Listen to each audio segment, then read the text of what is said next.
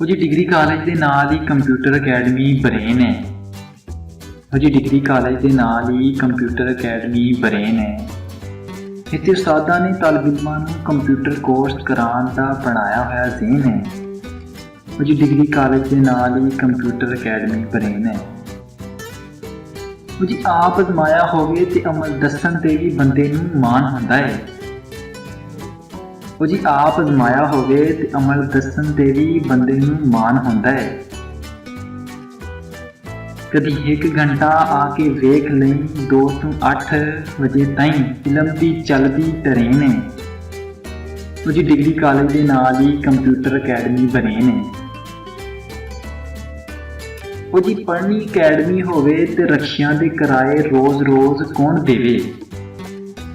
ਉਹ ਜੀ ਪੜ੍ਹਨੀ ਅਕੈਡਮੀ ਹੋਵੇ ਤੇ ਰਕਸ਼ਿਆਂ ਦੇ ਕਿਰਾਏ ਰੋਜ਼ ਕੌਣ ਦੇਵੇ। ਠਾੜ ਦੀ ਗੱਲ ਦੱਸਾਂ ਬੱਸਾਂ ਆਵਣ ਜਾਵਣ।